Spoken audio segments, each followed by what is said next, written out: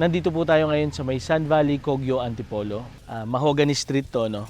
Nasa Phase 10, Block 10, Lot 1. Meron tayong binibenta dito na 596 square meters. Pakita ko lang yung kapitbahay. Alright? Very peaceful tayo dito, no? Sabihin naman natin ang presyo, yes.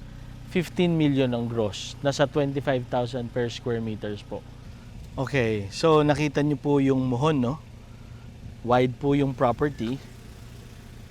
Ito pong poste, nandyan po yung bandang driveway. Okay. So malapad po siya.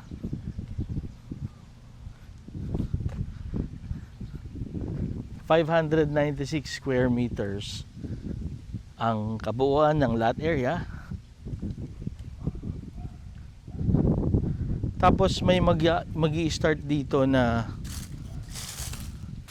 yun o, yung riprap. So ibig sabihin, pag nandun ang riprap, may pavement po na madadaanan dito sa gitna ng bahay, saka ng yung property line. So kung titignan nyo, dito magi-start yung property. Tapos may pavement dito sa kanan. So lakad tayong konti. Nakikita niyo yung muhon na yun. Hanggang doon siya.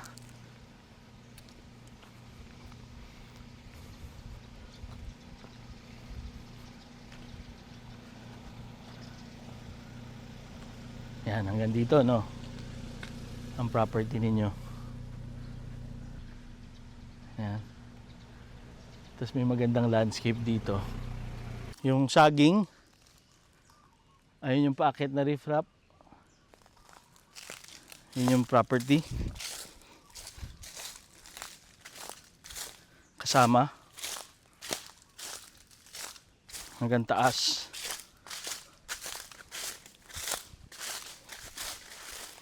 Okay, balik tayo dito sa kaliwa. Ito, wala ka na daw magiging kapitbahay sa baba. Kasi sabi, part daw to sa likod ng golf course, pero hindi na siya nagagamit, no? So wala na kayong problema sa likod nyo. Solo nyo na yan. Ito yung buong property. Ayun yung muhon.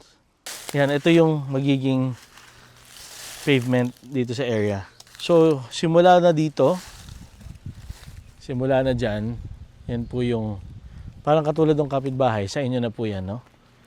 Ayan, simula po dito ng sidewalk, yung easement. Diyan magsisimula ang property. Ito yung riprap. 15,025,000 per square meters lang po ito. Maraming salamat po.